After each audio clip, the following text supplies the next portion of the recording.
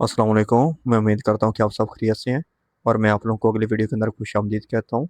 पिछली वीडियो के अंदर हमने देखा कि ऑटोमेशन मैनुअल वर्क को कैसे रिप्लेस करती है और इस वीडियो में हम देखेंगे कि N10 क्या है और इसके इतने वर्थ क्यों हैं। हम इसके ऊपर क्यों इतना फोकस कर रहे हैं। अब देखिए, कुछ लोग N10 के बारे में कहते हैं कि ये फ्यूचर है और कुछ लोग कहते हैं कि ये फ्रीलांसर्स के लिए एक गोल्ड माइन है और कुछ कहते हैं कि बिजनेसेस इसी की तरफ मूव कर रहे हैं।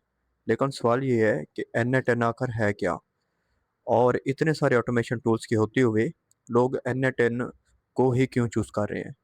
क्या ये सिर्फ एक सॉफ्टवेयर है या इसके अंदर कोई ऐसी चीज़ है जो इसे बाकी टूल से अलग बनाती है। और सबसे इम्पोर्टेंट, क्या N10 सीखना आपके लिए वर्थ इट है।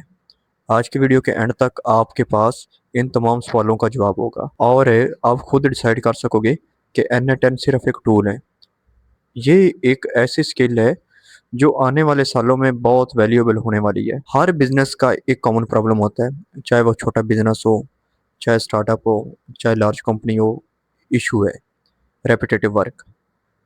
रोज वही ईमेल्स, रोज वही कस्टमर इंक्वायरीज, रोज वही रिपोर्ट्स, रोज वही सेपरेट शीट्स, रोज वही फॉलोअप्स। अब सोचो, अगर किसी बिजनेस के पास रोज 100 लीड्स आती हैं और हर लीड के लिए एम्प्लॉय को ईमेल चेक करना है, डाटा कॉपी करना है, सीआरएम में अपडेट करना है, फॉलोअप भेजना है, तो कितना टाइम वेस्ट होगा।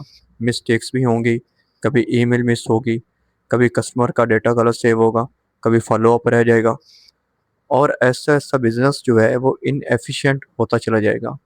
इसी प्रॉब्लम को सॉल्व करने के लिए ऑटोमेशन बनी और ऑटोमेशन को इम्प्लीमेंट करने के लिए टूल्स आए और उन टूल्स में एक सबसे पावरफुल नाम है N10। लेकिन N10 को समझने से पहले एक चीज़ समझना बहुत ही ज़रूरी है। अब सवाल ये है कि N10 है क्या। सिंपल लैंग्वेज में N10 एक वर्कफ्लो ऑटोमेशन प्लेटफॉर्म है।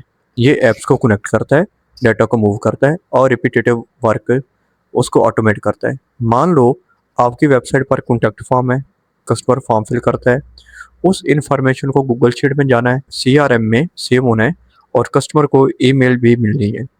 अगर ये सब मैनुअल करोगे तो टाइम लगेगा, लेकिन N10 के साथ ये सब ऑटोमेटिकली हो सकता है।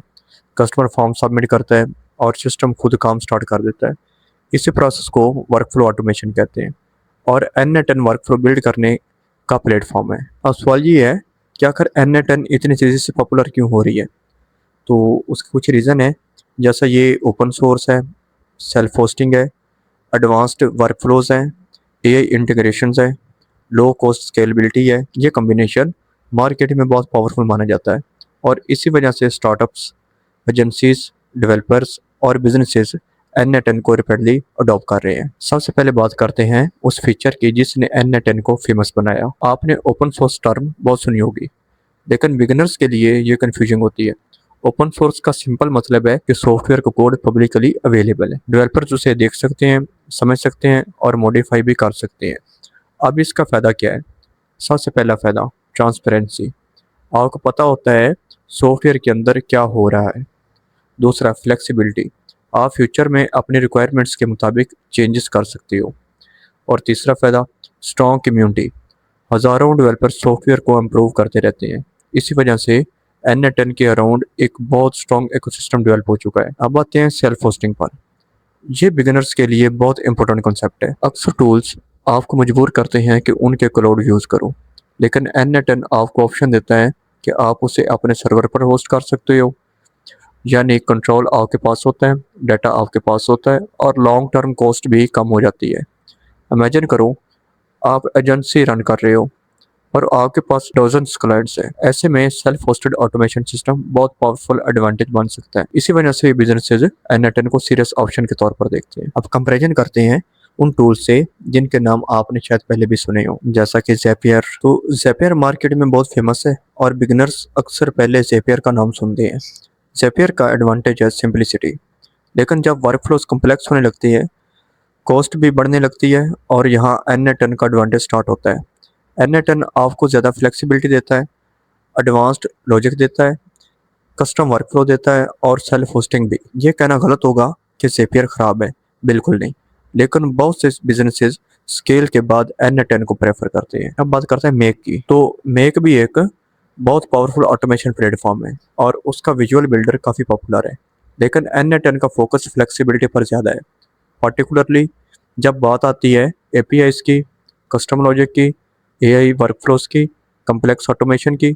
इसलिए बहुत एडवांस्ड यूजर्स N10 को पसंद करते हैं। अब प्रैक्टिकल साइड देखते हैं, बिजनेसेस N10 को यूज़ किस लिए करते हैं? Lead generation, customer onboarding, CRM automation, email automation, WhatsApp automation, reporting, AI agents, data processing और बहुत कुछ। यानी N10 सिर्फ ईमेल्स भेजने का टूल नहीं है, ये बिजनेसेस को एक सिस्टम देता है, यानी ये बिजनेस सिस्टम बिल्ड करने का प्लेटफॉर्म है। इसी वजह से इसकी डिमांड कॉन्टीन्यूसली इंक्रीज हो रही है। अब बात करते हैं अपॉर्चुनिटी की। अगर आप स्टूडेंट हो, फ्रीलांसर हो या करियर स्विच करना चाहते हो तो N10 इंटरेस्टिंग स्किल हो सकती है। बिजनेसेस ऑटोमेशन चाहते हैं लेकिन सिस्टम बिल्ड करने वाले लोग कंपैरेटिवली कम हैं, इसलिए मार्केट में डिमांड एग्जिस्ट करती है। आप फ्यूचर में automation freelancer, automation consultant, agency owner, internal automation engineer या सास बिल्डर बन सकते हो। लेकिन याद रखो, टूल सीखना एनफ नहीं होता, सिस्टम सोचना सीखना पड़ता है। और इसीलिए हमारी नेक्स्ट वीडियो बहुत इंपॉर्टेंट है। आज हमने समझा N10 क्या है, क्यों इंपॉर्टेंट है, बिजनेसेस क्यों यूज़ करते हैं और अपॉर्चुनिटी क्या है। लेकिन अब एक बहुत इंपॉर्टेंट टॉपिक आता है और ये टॉपिक बिगिनर्स को एक्सपर्ट से अलग करता है। Tools versus systems thinking. अक्सर लोग टूल्स सीखते रहते हैं लेकिन सिस्टम्स बनाना नहीं सीखते और इसी वजह से वो कभी एडवांस लेवल पर नहीं पहुंचते। अगली वीडियो में हम इस टॉपिक को देखेंगे। अगर आप ए ऑटोमेशन जर्नी को सीरियसली फॉलो कर रहे हो तो प्लेलिस्ट को ज़रूर फॉलो करो, क्योंकि हर लेक्चर प्रीवियस लेक्चर के ऊपर बिल्ड हो रहा है। और अगर आप बीच के लेक्चर मिस कर दोगे तो फ्यूचर कॉन्सेप्ट समझना मुश्किल हो सकता है। मैं आपसे मिलूंगा नेक्स्ट लेक्चर में, तब तक के लिए अल्लाह हाफिज़।